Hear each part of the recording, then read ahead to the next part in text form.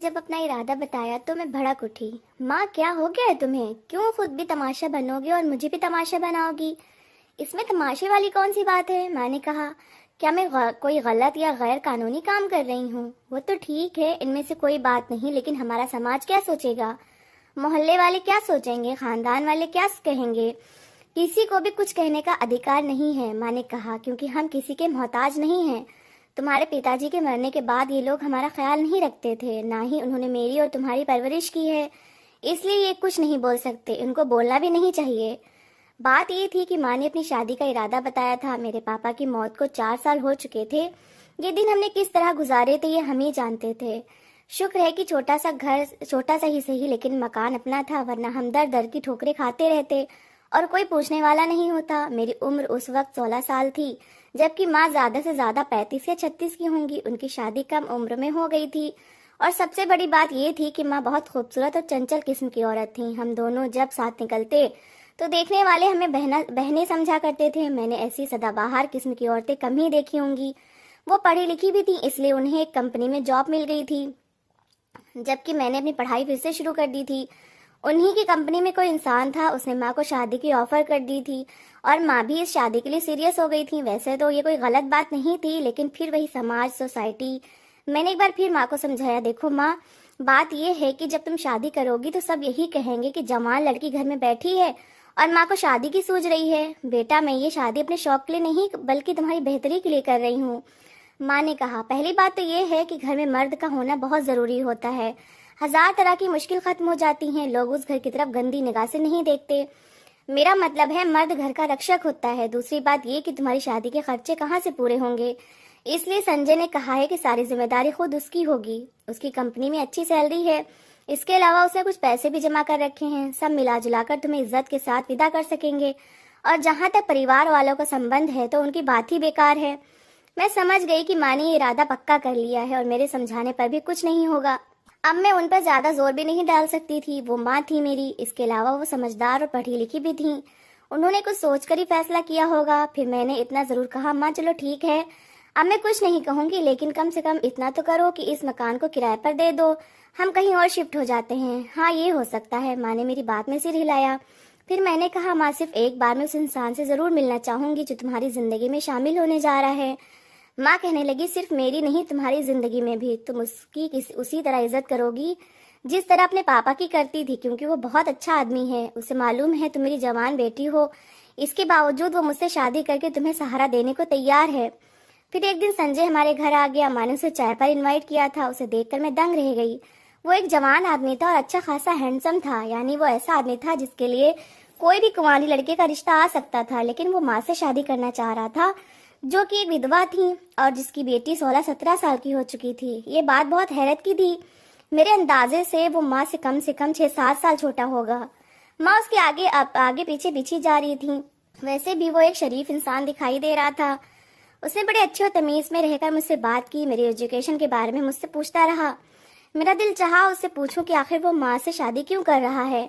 सच तो ये है कि ये सब मुझे बहुत बुरा लगा था। उसके जाने के बाद माँ ने जब उसके बारे में मेरी राय पूछी तो मैंने कहा, नहीं माँ, ये शादी नहीं होनी चाहिए। नहीं होनी चाहिए? वो क्यों? इस शादी के बाद बहुत सी बातें निकलेंगी। हाँ, अगर कोई बड़ी उम्र वाला आदमी होता फिर कोई बात नहीं थी, लेकिन संजय एक जवान इंसान है। तुम्हारी शादी 100 गुल खिला देगी। लोग हजार तरह की बातें बनाएंगे, तुम्हारा मजाक उड़ाया जाएगा, और सबसे खतरनाक बात यह है कि मैं बदनाम हो जाऊंगी। माँ कहने लगी, क्यों, इसमें तुम्हारी क्या बदनामी है?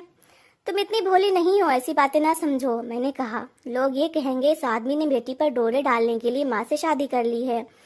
माँ ये बात सुनकर चुप हो गई। शायद उन्हें एहसास हो गया था कि मैं ठीक कह रही हूँ। लेकिन कुछ दिनों के बाद उन्होंने फिर वही बात की, यानी वो इस शादी के लिए बेताब थी और उनकी इच्छा थी कि हर हाल में ये शादी हो जाए। जब उनकी जिद बहुत बढ़ गई तो मैंने भी इस शर्त पर परमिशन दे दी कि हम ये मकान बदल लेंगे, और हमने वो मकान बदल लिया और अपना मकान किराए पर दे दिया था, क्योंकि हमें संजय के मकान में शिफ्ट हो जाना था, जो अकेला आदमी था। मैं इस शादी से खुश नहीं थी। हजार तरह के अंदेशे हो रहे थे, लेकिन माँ ने जैसे मुझे मजबूर ही कर दिया था। शादी बहुत सादगी से हुई। जाहिर है हमारी तरफ से सिवाय मेरे और कोई भी नहीं था, जबकि संजय की तरफ से उसके कुछ दोस्त थे। उस रात में पापा को याद करके बहुत देर तक रोती रही थी। ये आदमी संजय किसी तरह भी पापा का मुकाबला नहीं कर सकता था। वो मुझसे बहुत प्यार करते थे और इस इंसान के प्यार में जरूर कोई खोट था, वरना कौन अपने से बड़ी उम्र की औरत से शादी करता है, चाहे वो जैसी भी हो। दूसरी सुबह मैं अपने कमरे से बाहर ही नहीं निकली। अजीब तरह की शर्मिंदगी हो रही थी। खुद माँ ही नाश्ते के लिए बुलाने आई थी। नहीं माँ, मैं नाश्ता नहीं करूंगी, मैंने कहा। जरा भी दिल नहीं कर रहा है। बेवकूफ ना बनो, कब तक भूखी रहोगी? संजय भी तुम्हें बुला रहे हैं, आप मेरा नाश्ता यहीं ले आए। बुरी बात है बेटे, संजय क्या कहेंगे? आ जाओ, शाबाश। और मैं माँ के मजबूर करने पर उनके साथ नाश्ते की टेबल पर आ गई। संजय मेरा इंतजार कर रहे थे। उसने भरपूर निगाहों से मेरी तरफ देखा, फिर बहुत मीठे लहजे में बोला, तुम्हारी तबीयत तो ठीक है ना शालू? जी हाँ ठीक है। फिर वो बोला, क्या तुम मुझसे नाराज हो? उस वक्त मैं भड़क उठी। कैसी बातें कर रहे हैं आप? नाराज होने या ना होने का हक तो रिश्तों में होता है, और मेरा आपसे कोई रिश्ता नहीं है, तो फिर मैं क्यों नाराज होने लगी? उसके चेहरे का रंग बदल गया था। माँ ने मुझे टोक दिया, शालू ये तुम क्या कह रही हो? तुम्हें ऐसा नहीं कहना चाहिए। संजय ने माँ को आगे कुछ कहने से रोका और बोला, शालू की कश्मकश को मैं समझ रहा हूँ। इसने जो कुछ भी कहा है ये एक स्वाभाविक बात है, इसलिए इसे मना ना करे, लेकिन शालू को कुछ दिनों बाद एहसास हो जाएगा कि मैं किस नेचर का इंसान हूँ।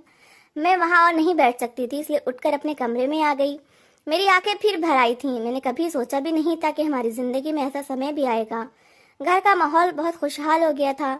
मैंने अपने आप को बहलाने और बिजी रखने के लिए एक स्कूल में नौकरी कर ली थी। स्कूल से वापस आकर मैं अपने कमरे में बंद होकर रह जाती। मेरी कोशिश यही होती थी कि मैं संजय के सामने ना जाऊं। हालांकि अभी तक ऐसी कोई बात नहीं हुई थी जिससे उसकी नीयत पर शक होता, लेकिन ना जाने क्यों वो जब मेरे सामने आता मुझे अपने शरीर पर उसकी निगाहें मंडलाती हुई महसूस हुआ करती। माँ ने मुझे मेरे हाल पर छोड़ दिया था। दोनों बहुत खुश थे, एक साथ ऑफिस जाना, एक साथ ऑफिस से वापस आना, फिर शाम के वक्त कहीं घूमने निकल जाना। माँ को तो जैसे नई जवानी मिल गई थी। दिन इसी तरह गुजर रहे थे कि एक दिन अजीब सी बात हुई। मैं ये नहीं कह सकती कि ये सब कुछ माँ ने जानबूझकर किया था या वो इत्तेफाक से घर से बाहर थी, वरना अब तक माँ ने मुझे संजय के साथ घर में अकेला नहीं रहने दिया था। लेकिन उस शाम वो घर में नहीं थी। मैं अपने कमरे में थी जब दरवाजे पर होने वाली दस्तक ने चौंका दिया। दरवाजा खोला तो संजय खड़ा था। शायद वो कहीं बाहर से आया था। तुम्हारी माँ कहाँ है? उसने पूछा। पता नहीं, मैं नहीं जानती, मैं अपने कमरे में थी, मैंने जवाब दिया। प्लीज क्या तुम मेरे लिए चाय बना दोगी? संजय ने कहा, आज मेरे सर में बहुत दर्द है, अगर तुम्हारी माँ होती तो शायद मैं तुम्हें कभी तकलीफ नहीं देता। मैं सामने से हट गई थी। मेरा दिल चाहा कि मैं दोबारा दरवाजा बंद करके बैठ जाऊं। ज्यादा से ज्यादा क्या हो सकता था, बस वो झुंझलाकर रह जाता। फिर सोचा कि ये गलत बात होगी, आखिर एक घर में रहना है तो इस तरह कब तक खुद को लिए दिए रखूंगी। इसलिए मैंने उसके लिए चाय बनाई और लाउंज में लेकर पहुंच गई। उसने मुस्कुराकर मेरा धन्यवाद किया। मैं चाय रखकर जाने लगी तो उसने जवाब देकर मुझे रोक लिया। शालू जरा मेरी बात सुनो। जी बोलिए। मैं उससे कुछ दूरी पर खड़ी थी। तुम मुझसे नाराज क्यों रहती हो? उसने पूछा। नहीं तो ये मेरी आदत है, मैं जरा तन्हाई पसंद हूँ। 2 मिनट के लिए बैठ जाओ, तुमसे एक जरूरी बात करनी है। उसने सामने वाले सोफे की तरफ इशारा किया। मैं उसके सामने बैठ गई। वो कुछ देर तक मेरी तरफ देखता रहा, फिर धीरे से बोला, देखो शालू, जो कुछ हुआ वो अननेचुरल है, लेकिन इसका मतलब ये नहीं कि मुझे तुम शक की निगाहों से देखा करो। मैं चाहे जैसा भी हूँ, बदनीयत और बैड कैरेक्टर नहीं हो सकता। मेरे और तुम्हारे बीच नाम का न सही मगर एक रिश्ता तो है। ये एक रिश्ता दूसरे पर विश्वास का होता है। घर में एक साथ रहना है तो फिर ऐसी नाराजगी किस लिए दिखाएं? संजय जी, मैं ये बात 10 बार कह चुकी हूँ कि नाराजगी वहाँ होती है जहाँ किसी से कोई संबंध, कोई रिश्ता हो। जब आपसे मेरा कोई रिश्ता ही नहीं तो फिर कैसी नाराजगी? आपका रिश्ता मेरी माँ से तो है मगर मुझसे नहीं, लेकिन तुम्हारी माँ के जरिए से तो कोई रिश्ता होगा। नहीं, मैंने सख्ती के साथ इनकार करके अपनी गर्दन हिला दी। चलो भाई, तुम्हारी मर्जी। वो मुस्कुरा दिए।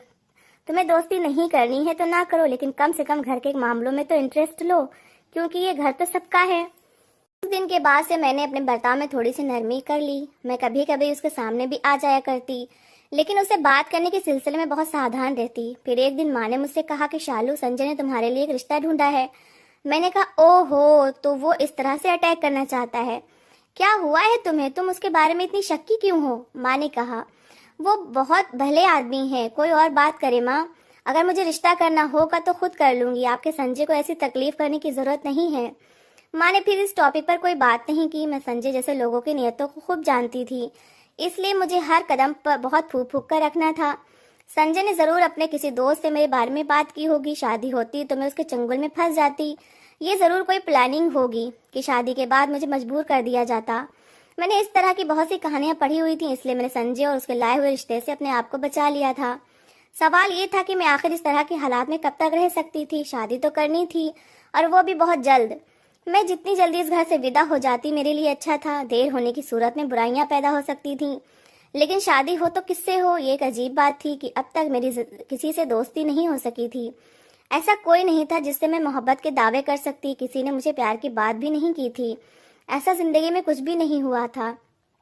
एक सादी सी जिंदगी में गुजारती चली आई थी। कोई था मेरा? कोई भी तो नहीं। लेकिन फिर एक दिन कोई मुझे मिल गया। वो स्कूल में अपने छोटे भाई के एडमिशन के लिए आया था। दोनों भाई बहुत प्यारे थे। छोटे भाई का नाम वंश था, जबकि उसे लाने वाला बड़ा भाई रोहन था, एक हैंडसम और पढ़ा लिखा नौजवान, जिसका लहजा और उसके अंदाज ये बता रहे थे कि वो एक शरीफ इंसान है। उसने मुझे देखा तो सही, लेकिन उसमें किसी तरह की हवस नहीं थी। उसका छोटा भाई वंश भी बहुत प्यारा बच्चा था। उसके भाई का एडमिशन हो गया और वो किसी और स्कूल में ट्रांसफर होकर यहाँ आया था। जिस स्कूल से वो आया था वो भी शहर का एक बहुत बड़ा और बहुत अच्छा स्कूल था। ये मेरी रोहन से पहली मुलाकात थी। मैं घर आकर भी उसके बारे में सोचती रही थी। कुछ लोग ऐसे होते हैं जिनसे मिलकर जिंदगी से प्यार हो जाए। यकीनन रोहन भी ऐसा ही था। इसके बाद बहुत दिनों तक उससे मुलाकात नहीं हुई, लेकिन एक दिन एक ऐसी बात हुई जिसने मुझे हैरान ही कर दिया। उस वक्त मैं स्टाफ रूम में बैठी कॉपी चेक कर रही थी।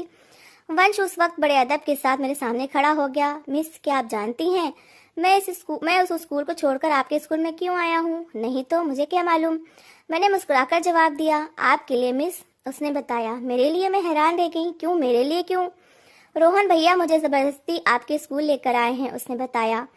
वो ये क्या क्या कह रहा था? आप उन्हें बहुत अच्छी लगती हैं। उन्होंने शायद आपको कहीं देखा था, इसलिए उन्होंने आपके स्कूल में मेरा एडमिशन करवा दिया था। क्या? वो जो कुछ बता रहा था वो मेरे लिए बहुत हैरत वाली बात थी, एक अजीब बात थी। मेरा दिल तेजी से धड़क उठा। वंश झूठ नहीं बोल सकता, वो तो बहुत अच्छा बच्चा था। रोहन ने मुझसे जान पहचान बढ़ाने के लिए तरीका अपनाया था, लेकिन कितना हैरत वाला और अनोखा तरीका था। अच्छा अच्छा, अपने काम पर ध्यान दो, मैंने झूठे गुस्से से कहा। और हर एक को ये बात बताने की जरूरत नहीं। यस मिस, मैं किसी से कुछ नहीं कहूँगा। मैंने उसकी कॉपियाँ चेक करके उसे दे दी और सोचती रह गई कि आज वो क्या कह गया है। कैसी बात कर दी है इसने? रोहन ने मुझे कहाँ देख लिया? जो भी हुआ, उसने मुझसे जान पहचान के लिए भी एक सही रास्ता अपनाया था। फिर एक दिन खुद रोहन अपने भाई की प्रोग्रेस पता करने के बहाने स्कूल आ गया। मैं उसके आने का मकसद समझ चुकी थी। मैं उसकी तरफ देखते हुए पूछा, रोहन जी, आप ये बात बताएं, आपने अपने भाई का इस स्कूल में एडमिशन क्यों करवाया है? इस स्कूल की रेपुटेशन बहुत अच्छी है इसलिए, उसने जवाब दिया। रोहन जी प्लीज़, मैं सच सुनना चाहती हूँ, मैंने कहा। आप जो कुछ कह रहे हैं आधा सच तो हो सकता है, लेकिन पूरा सच नहीं। ठीक है, उसने गहरी सांस ली। तो फिर पूरा सच ये है कि तुम्हारे लिए। आखिर क्यों? अब इसके अलावा और क्या जवाब दे सकता हूँ कि तुम मुझे बहुत अच्छी लगती हो। वो धीरे से कहने लगा, माफ़ करना, मैं ज़रा सीधी बात कर रहा हूँ, लेकिन किसी की पसंद नापसंद पर कोई रोक नहीं लगाई जा सकती, और कोई जुर्म या पाप भी नहीं है। कुछ मामले ऐसे ही होते हैं कि इंसान उनके सामने बेबस होकर रह जाता है। पसंद का मामला भी ऐसा ही है। आपने मुझे कहाँ देकर पसंद कर लिया? मैंने तीखे अंदाज में पूछा। रास्ते में, उसने जवाब दिया। एक बार मार्केट में भी देखा था, और मैंने जब तुम्हारे बारे में पता किया तो पता चला कि तुम इस स्कूल में पढ़ाती हो, और आपने मुझसे जान पहचान बढ़ाने के लिए अपने भाई का ट्रांसफ़र करवा दिया। हाँ, क्योंकि मेरे पास कोई और रास्ता नहीं था, क्योंकि मैं उन लोगों में से नहीं हूँ जो किसी लड़की को रास्ते में रोककर उसे ज़बरदस्ती बातें करने की कोशिश करने लगते हैं। उसकी ऐसी बातें सुनकर अच्छा लग रहा था, जिससे अंदाज़ा ये भी हो गया कि वह अपने नेचर में एक अच्छा इंसान है। कहाँ जिंदगी भर मोहब्बत नाम की कोई चीज़ मेरे पास नहीं आई, और अब मोहब्बत करने वाला खुद चलकर मेरे पास आया था। मैंने कहीं पढ़ा था कि अगर सच्ची मोहब्बत दरवाजे पर आ जाए तो उसके लिए दरवाज़ा खोल देना चाहिए। मैंने उसके लिए अपने दिल के दरवाजे खोल दिए। हमारी मुलाकातें होने लगी। अब मुझे पूरी दुनिया खूबसूरत दिखाई देने लगी। घर का माहौल भी अच्छा सा महसूस होने लगा। मैं और रोहन पूरी तरह एक दूसरे के हो गए थे। मैं जैसे जैसे उसके करीब होती जा रही थी, वैसे वैसे उसकी खूबियाँ मुझ पर खुलती जा रही थीं। उसने हाई एजुकेशन कर रखी थी, एक बहुत बड़ी कंपनी में ऊंची पोस्ट पर था। उसके माँ बाप थे, वो भी पढ़े लिखे थे। उससे 2 छोटे भाई थे, एक तो वंश, दूसरा अंकुश जो कॉलेज में था। उसने अभी तक मुझसे नहीं पूछा था कि मैं कौन हूँ और मेरा बैकग्राउंड क्या है। एक शाम मैंने खुद ही ये जिक्र छेड़ दिया। रोहन, तुम मेरे बैकग्राउंड के बारे में क्या जानते हो? शालू, मैं तो सिर्फ तुम्हें जानता हूँ, तुम्हारे बैकग्राउंड से मुझे कोई इंटरेस्ट नहीं है। फिर भी जानना तो चाहिए कि मैं कौन हूँ और किन हालात में जिंदगी गुजार रही हूँ। चलो तुम ही बता दो, वो लापरवाही से बोला। मैंने उसे पूरी बात बता दी। सब कुछ सुन लेने के बाद भी उसके रवैये में कोई फर्क नहीं आया था। चलो मान लिया कि सब कुछ है, तो इससे क्या फर्क पड़ गया? क्या तुम्हें कुछ महसूस नहीं हुआ कि मेरी माँ ने दूसरी शादी कर ली है और मेरा बाप एक जवान आदमी है? मेरी माँ से बहुत कम उम्र का, तो इसमें कौन सी बुराई हो गई, उसने कहा। इस तरह के हालात और लाखों के होते रहते हैं। बुराई ये होती है कि भगवान न करे तुम्हारी माँ किसी गलत रास्ते पर चलने लगती। रोहन, ये तो सोचो कि उस आदमी ने मेरी माँ से शादी क्यों कर ली। तुम भी अजीब हो। तुम ये बताओ कि उस इंसान ने तुम्हारे साथ कभी कोई गलत हरकत की है? अब तक तो ऐसा कभी नहीं हुआ। तो फिर भूल जाओ उसे और अपनी फिक्र करो। लेकिन इस कहानी में एक बात जरा खतरे वाली है, मैंने कहा। रोहन, वो किसी इंसान से मेरी शादी करवाना चाहता है और जहां तक मुझे लगता है उसने ये रिश्ता किसी प्लानिंग के तहत ही सोचा होगा। हाँ, ये बात खतरनाक हो सकती है और अगर उस इंसान ने ज्यादा दबाव डाला तो मुमकिन है तुम्हारी माँ मजबूर हो जाए। इसी बात का डर है तो फिर इसका सिर्फ एक ही तरीका है कि मैं तुम्हें हासिल करने में जल्दी करूं, रोहन ने कहा। अपने घर वालों को तुम्हारे घर भेजूंगा। रोहन ने जो कहा वो कर दिखाया। उसने अपने घर वालों को न सिर्फ राजी कर लिया था बल्कि वो रिश्ता लेकर मेरे घर भी आ गए थे। उस वक्त भगवान जानता है कि संजय ने किस दिल के साथ उनका वेलकम किया होगा। बहरहाल माँ बहुत खुश थी और उन्हें खुश भी होना चाहिए था। रोहन के घर वाले भी बहुत अच्छे थे। ऐसे लोग नहीं जिन्हें किसी तरह का लालच हो। उन्होंने साफ साफ कह दिया था कि उन्हें सिर्फ लड़की चाहिए। इस रिश्ते के लिए मेरा स्टूडेंट वंश भी आया था। दरअसल वही बच्चा मेरे और रोहन के बीच पुल बन गया था। वो शायद सबसे ज्यादा खुश था। बहरहाल ये रिश्ता तय हो गया, तारीख भी रख दी गई और हम दोनों एक हो गए। संजय की प्लानिंग धरी की धरी रह गई। मेरा ससुराल बहुत अच्छा था। रोहन सबसे ज्यादा अच्छे थे। मैंने सोचा भी नहीं था कि जिंदगी में किसी को इतनी खुशियां भी मिल सकती हैं। एक प्यार करती हुई जिंदगी मेरे साथ चलने लगी। हर चीज बहुत खूबसूरत थी। रिसेप्शन के बाद रिवाज के मुताबिक मुझे अपने घर जाना था, लेकिन मेरा दिल नहीं चाह रहा था। इसलिए मैंने रोहन से कहा कि नहीं रोहन, वहां जाने को दिल नहीं चाहता। तो उसने कहा, वो क्यों भला? इसलिए कि वहां मेरा है कौन, माँ है तो वो खुद ही आ जाती हैं। संजय से तो मेरा कोई रिश्ता ही नहीं। वो तो ठीक है लेकिन रिवाज के मुताबिक तुम्हें जाना चाहिए, रोहन ने कहा। बल्कि ऐसा करो, हम चलते हैं और कुछ देर बैठ कर वापस आ जाएंगे। हाँ, ये हो सकता है। हम रिवाज के मुताबिक मिठाई वगैरह लेकर पहुंच गए। मेरी माँ और संजय ने खाने पीने का बहुत जबरदस्त इंतजाम कर रखा था, लेकिन मैं बस थोड़ी देर बैठकर वापस आ जाना चाहती थी। और जब हम उन लोगों से अनुमति लेकर उठने लगे तो संजय ने मुझसे कहा, शालू तुमसे एक बात पूछनी है। जी पूछिए। तुम ये बताओ कि रोहन का तुम्हारे साथ क्या बर्ताव है? ये कोई पूछने वाली बात नहीं है, मैं बहुत खुश हूँ। क्या वाकई? जी हाँ, मैं इतनी खुश हूँ कि आप जितना सोच भी नहीं सकते। मैं तुम्हें बताऊं, मैं तुम्हें यही खुशी देने जा रहा था, संजय ने मुस्कुराते हुए कहा। क्या? मैंने चौंक कर उनकी तरफ देखा। हाँ, ये मेरा वही दोस्त है जिसका रिश्ता मैं तुमसे लगाया था, संजय ने बताया। ये कैसे हो सकता है बेटा? यही बात हुई है, मेरी माँ ने कहा। जब तुमने संजय के रिश्ते से मना किया तो हमने एक प्लानिंग के जरिए वंश का तुम्हारे स्कूल में एडमिशन कराया। फिर रोहन धीरे धीरे तुम्हारे करीब हो गया और अब भगवान की कृपा से तुम दोनों एक दूसरे की हो गए हो। मैं हैरानी से उन लोगों की तरफ देखती रह गई। संजय ने मुझसे कहा कि शालू, तुमने एक ऐसा समझ लिया था कि मैंने किसी साजिश के तहत तुम्हारी माँ से शादी की है। मेरा तुमसे भले कोई रिश्ता ना सही, लेकिन तुम्हारी माँ के जरिए से एक मजबूत रिश्ता तो है। वो रिश्ता है बाप का। चाहे तुम मेरे प्यार पर यकीन करो या ना करो। हाँ बेटी, अब तुम क्या कहती हो? मेरी माँ ने पूछा। अब मैं इसके अलावा और क्या कह सकती हूँ कि आपने मेरा बाप से रिश्ता गहरा और बहुत गहरा कर दिया है। तो दोस्तों, इस कहानी को लेकर आपकी क्या राय है कमेंट बॉक्स में जरूर